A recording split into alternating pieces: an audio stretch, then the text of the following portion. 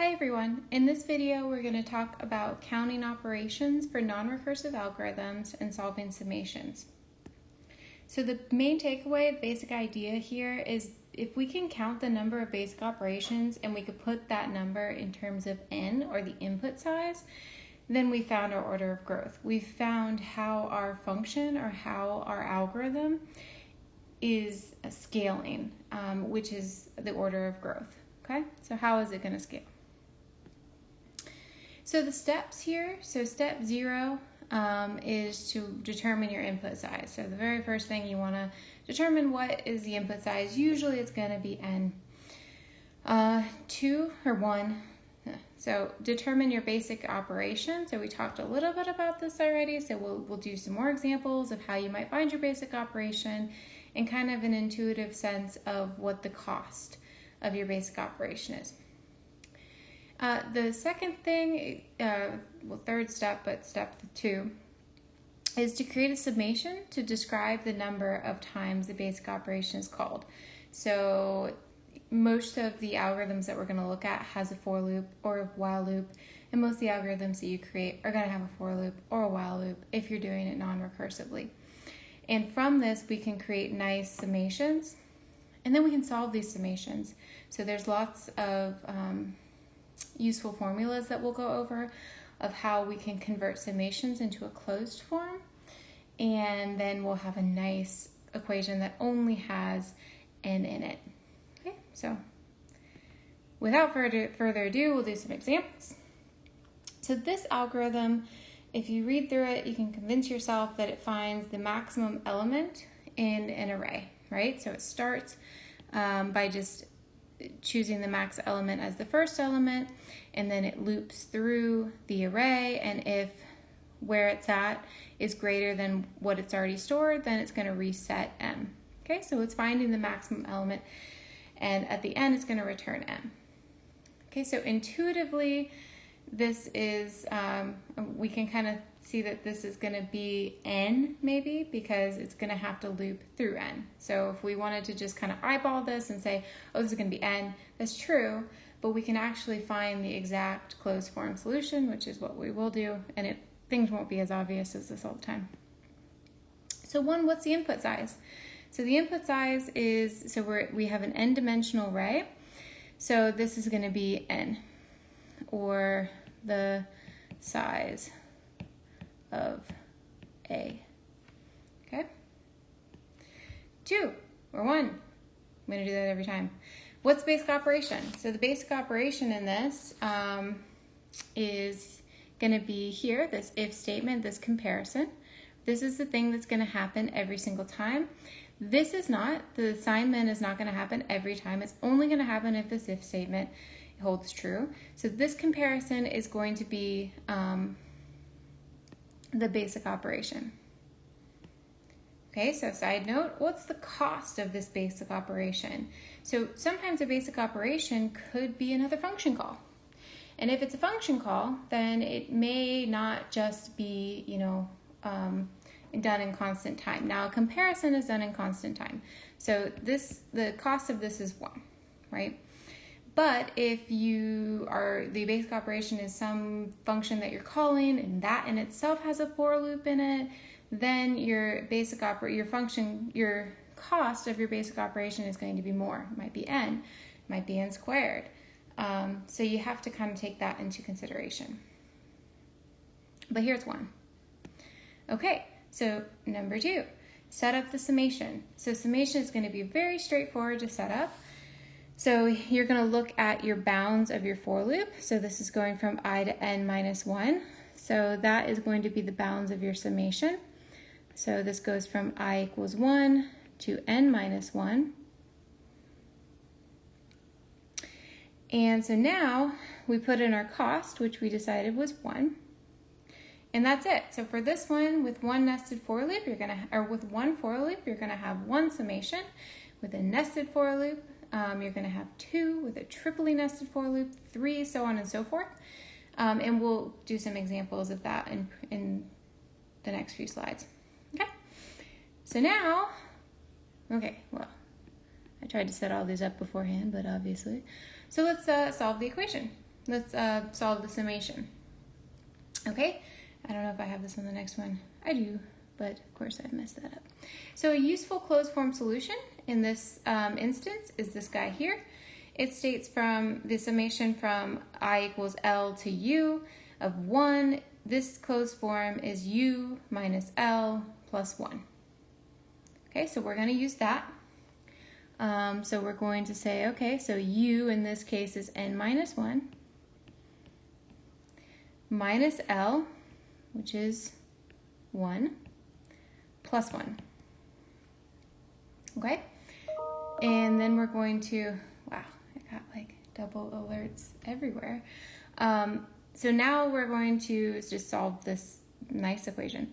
So these cancel out. We're going to be left with N minus 1, which was obvious maybe from the beginning, but we've formally solved it now. And at this point, now I may ask, so solve the summation and now tell me what efficiency class it's in, and you will have no trouble, especially because you watched the other videos and you're like a pro at it now. You'll either solve by definition or by limit, and you can easily prove that this is in big theta of n.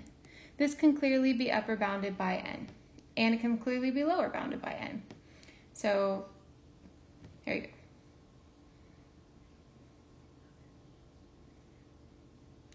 All right, so next example. In this one, what this algorithm does is that it takes in an array and it finds it if all of the elements are unique. So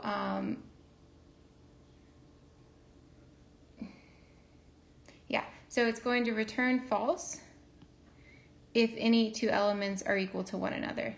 So first step, what's the input size? Again, it's going to be n, or the size of the array.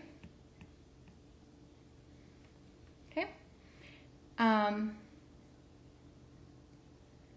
then, so next, the basic operation. Basic operation is, again, we're going to always hit this if statement, so it's going to be this comparison. And we already found out that the comparison is going to be cost of 1, right? So it's going to be done in constant time. And now we set up the summation. So here, notice we have 2 for loops, right? So the way that this works is that it will loop through, I don't know, let's do 4, 5, we'll say. So it'll loop through using I, so I will be here, and then J will be I plus 1, so I will start here, J will start here. Don't know why my dots are not working. And it will loop through the end, right? And it will do the comparison between these two elements each time. So J will continue this way, and the comparison will happen like that. So that's what the algorithm is doing. And to do that, it needs 2 nested for loops. So let's go ahead and write out our summation. Now we're going to have a nested summation where we're going to have, so our first bound, our outer loop is going to be I equals 0 to n minus 2. And our inner for loop is going to be, our inner summation is going to be j equals I plus 1 to n minus 1, right? Just the bounds of our looping. Okay? And, oh, I just threw my pen. This is going to be a cost 1. Okay, so this is our summation. Let's see if I wrote it correctly. Yay. All right, and now we can solve the summation. And I think I gave myself, so there's 2 rules now that we're going to take advantage of. One is the rule that we used before, the u minus l plus 1. And the second one is going to be the summation of I. And you'll see why we need that in a second. I think I gave myself, yeah, okay. I gave myself more space because I knew I was going to need more space for this one. Okay, so here we go. The first thing you want to do when you're solving a summation like this is you want to go from the inside and try to simplify from there. And then, so you're trying to get rid of summation. So we're going to take this summation first and we're going to simplify it. So we're going to use this rule. And so we're going to say, so we're going to keep our outer summation. now we're going to have u n, which is n minus 1, minus I plus 1, right? Because this is our L. And what, plus 1? Yeah, plus 1. Okay? So all of this is still in this summation, this outer summation, but we're going to worry about that later. So let's go ahead and simplify this summation. So I'm going to put this down here, equals n minus 2, I equals 0. I may drop i's at some point, but you get it. So, all right, now we have this, where we have, I don't know, n minus 1 minus I, right? So I'm just bringing the negative sign in, minus 1 plus 1. All right, so I'm going to go ahead and cancel these out, and that leaves us with just summation from 0 to n minus 2 of n minus 1 minus I. Okay, now what we want to do, what we can do, make sure I got all my negatives. Yeah, okay. We can separate this out. So this can be broken out into its individual components because we don't know a closed form solution for this, but we know a closed form solution for everything else. So here we go. So we have summation of I equals 0 of n minus 2 of n minus I equals 0 n minus 2 of 1 minus n minus 2 equals 0 of I. So you can break it down like this. Why is my dots not working? Okay, right? Okay, so then let's go ahead and start solving this. So notice here that this is the summation of n as I goes to from 0 to n minus 1. This inside here has nothing to do with I, so we can just go ahead and take it out. So we'll have n. So now we know the closed form for this term, right? So it's going to be u minus L plus 1. So u, so we have subtraction in between here, so I'm going to put subtraction. I'm going to minus, let's get rid of that because it looks like an equal sign. Minus, so then this is u n minus 2 minus 0 plus 1. And then now we need to use the summation rule for I, which is what we have here, right? So notice this is from 1 to n. So it being from 0 here, that's okay. It's fine. It's essentially the same thing. But this goes to n minus 2, so we will have to substitute in for any n's, we need to substitute in n minus 2. So minus again because we have this minus sign here. And now we have n minus 2, n minus 2 plus 1 over 2.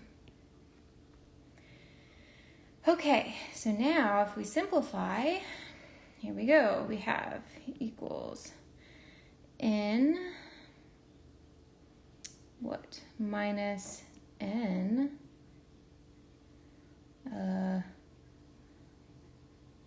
okay, so this would be a subtraction of one more, well no it wouldn't, minus 0, no I guess, okay.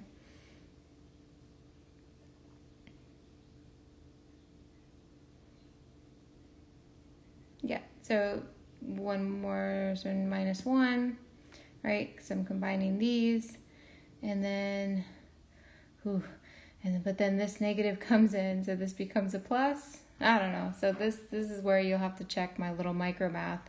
In general, in the end, since we're looking for kind of a general class, it's not going to matter too much. But so these ends are going to cancel out. so then we have minus, what this is going to become, we'll do this up here, this is going to become n minus 2 times n minus 1 over 2. But okay, so then this is factored, so it's going to be n squared minus 2n minus n plus 2, right? I just FOILed. Remember, FOIL first, outer, inner, last, right? Over 2,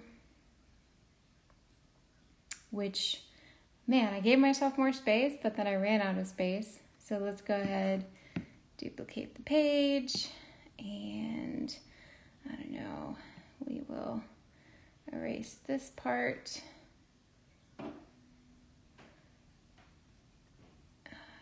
And we will continue up here.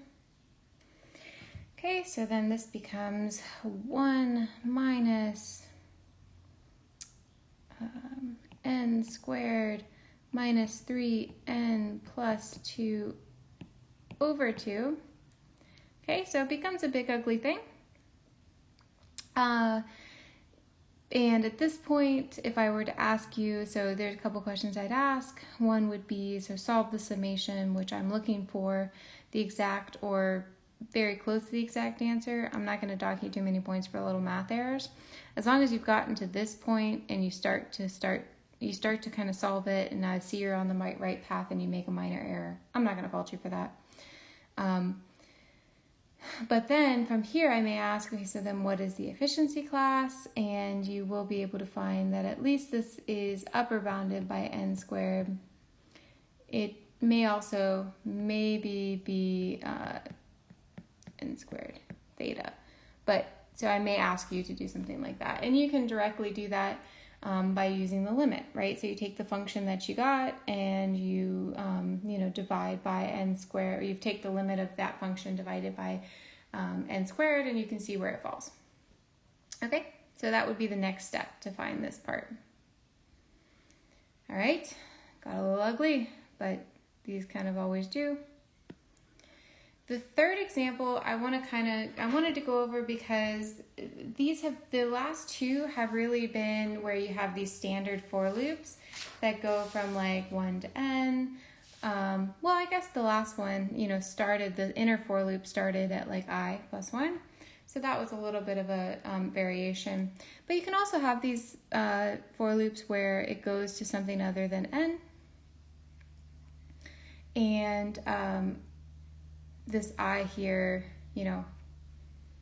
it could be less than I. So it just is how you set it. It dictates how you set up your bounds for your summation. So it doesn't really matter, but I thought we'd go over one more example kind of that's a little bit tricky and that's actually code, right? So the last two were pseudocode, but how to convert. So here I have a less than sign and now less than equal to. So you just have to kind of be thinking about how you would convert those into your summation bounds. Okay, input size. Input size is still n here, still n. Even though this goes to n times n, it's still going to grow as the dependent factor is n, right? So as n changes, this algorithm's efficiency is going to change. So we still want to look at n. Basic operation. So the basic operation here is this sum plus plus, right? This is what's going to be happening every single time this for loop, this nested for loop runs. So this is the basic operation, and it is done in constant time. Constant or 1. Okay, so now we want to set up the summation. Okay, fine. I didn't do it. All right, so we'll do the outer loop first. We go from I equals 1. And now this is less than or equal to. So this is going to go to n times n. And now the inner summation goes from j equals 0 This is just strictly less than I, not equal to it, so we have to put I minus 1 here. And it's done in constant time. So here is just the same thing. I've kind of made this n squared because n times n is n squared. So just to make it a little bit easier when we start substituting stuff in. All right, so if you had to make a guess at this point of what the efficiency class was, just keep that in your head. Because normally when you see a nested for loop, if it's basic, nice bounds, it's going to be n squared. But this is an instance where it's not going to be n squared. So this might surprise some of you. All right, so then let's go ahead and solve. We're going to use our summation rules that we used from before. Ooh, I forgot to put, I always do that. This is I don't know why my dots are not working. It's kind of a bummer. Okay, so let's go n squared I equals 1. So we're going to expand this one to its closed form, which is just going to be u, come on dots, minus L plus 1. And we're going to get n squared I equals 1 of I minus 1, plus 1. Right? So then that's going to disappear. That's cool. And now, so we're just going to have I. So this is going to be the summation of n squared of from I equals 1 to n squared of I. And so now we're going to use our second summation here, summation rule. And we're going to say, okay, so any place I see an n, I'm going to substitute with our upper bound here, which is n squared. So now I'm going to just say, okay, n squared plus 1 over 2. Cool. So this actually ended up being pretty straightforward. And now if we multiply out, we're going to get n to, just kidding, n to the 4th plus n squared over 2, which you should be able to prove is going to be upper and lower bounded by n to the 4th.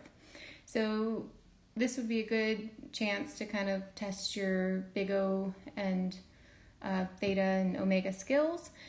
If you want to take any of these examples and you want to try to prove them what efficiency class they're in, and you want me to look over your answers, we can do that.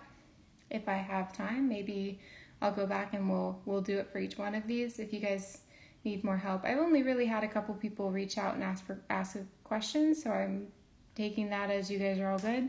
So if you don't want me to take it as you're all good, then you should ask more questions. All right, so in conclusion, when you're doing these efficiency classes or these counting operations for non-recursive functions, in general, if you see a for loop for 1 to n, you're probably going to be in n. Okay, rough estimation. If you see a nested for loop with the bounds are kind of standard, so you're probably going to be in n squared. Okay, and if you have some kind of like weird bounds, then you have to do this full thing. You don't really know, so you shouldn't make any guesses. So again, we had that one where we had this a weird bound here where this was n squared, or we had another weird like starting point, and so it's not evidently clear. I do want to make one more note here, so no. What have I done? Okay, no, so I'll just erase this. Okay, so when you are guesstimating on an algorithm, this is kind of the rule to follow. So here, if I have some for loop that goes from 1 to n, and then I have another for loop down here that goes from 1 to n, and these are not nested. So I know that this is n, and I know that this is n. So the relationship here, if I were to, this is where these kind of functions come out that I've been telling you, okay, so t of n is some 3n squared plus n plus 1. Where that comes from is looking at your algorithm and saying, okay, for this first part, this is n. And then for the second part, it's n. And since they're not nested, this is an addition. So here you would look at your algorithm and say this is n plus n. And maybe, so the constants here could come from maybe there's 3 basic operations in this, or you solve for the number of operations and it comes out with some 3n. You solve for this here and there's nothing.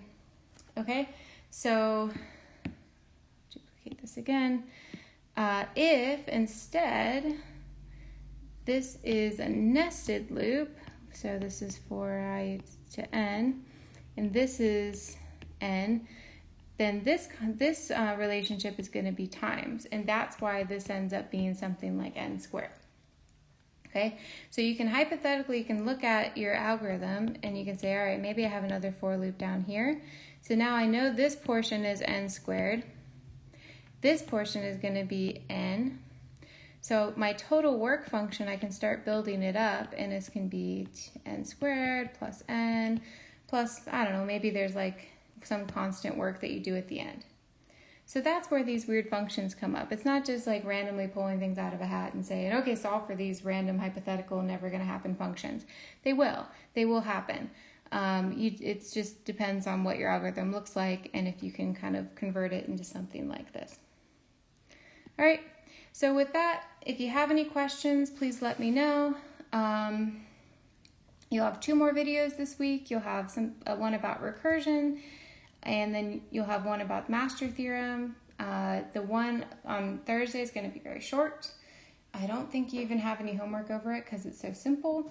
But I wanted to give you a little bit more time to work on your program. So I'll be posting another video of me kind of walking through some demo code that might get you started on the right path. But please let me know if you have any questions about this or anything else that we've gone over. Thanks, guys.